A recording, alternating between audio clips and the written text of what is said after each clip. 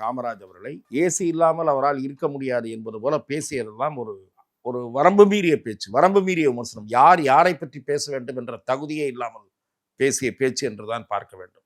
பெருந்தலைவருக்கு அவர் போகிற இடம்லாம் ஏசி எடுத்து கொடுத்தார், அதே மாதிரி இது பண்ணார். இப்போது பூசி மெழுகுகிற வேலைக்கு நினைவு மண்டபம் கட்டியவர் கலைஞர் தான் என்று பூசி மெழுகிற வேலையை சொல்லுகிறார்கள். அது உண்மை, அதை நான் அந்த உண்மையை மறுக்கவில்லை. காமராஜர் அவர்கள் மறைந்த போது இரவு நேரத்திலே நேரே போய் அந்த இடத்தை பார்த்து மழையிலே ராஜாராம் நாயுடு போன்ற காங்கிரஸ் தலைவர்களை அழைத்து கொண்டு போய் இங்கே வைக்கலாமா என்று ஆலோசனை செய்தவர் அன்றைய முதலமைச்சர் கலைஞர் தான். அது மறுக்க முடியாத காந்தி மண்டபம் அருகே. ஆனால் பெருந்தலைவர் காமராஜ் மீது திமுகவுக்கு எப்போதுமே மரியாதை இருந்தது என்று சொல்லுவதை ஏற்றுக்கொள்ள முடியாது.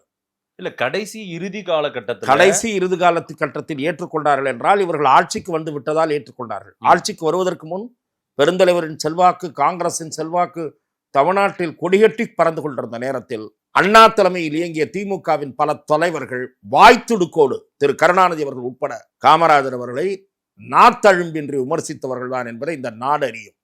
என்னிடத்திலே சில ஆதாரங்கள் இருக்கின்றன. முரசொலி வரைந்த கேலி சித்திரங்கள். இந்த காலகட்டத்திலே முரசொலியினுடைய ஆசிரியர் கலைஞர் கருணாநிதி என்பதை நான் உங்களுக்கு நினைவுபடுத்த. இதிலே முதல் கேலி சித்திரம், ஓட்டர் வேட்டைக்கு தயாராகிறார் பச்சை தமிழர், ஓட்டு வேட்டைக்கு. தேதி பிப்ரவரி 57.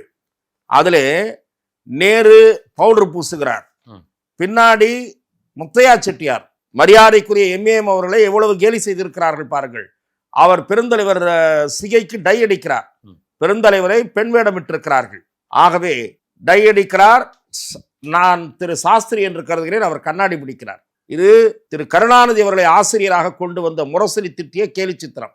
இதான் அவர்கள் காமராஜரை மதித்த லட்சணமா என்று நான் கேட்கிறேன்.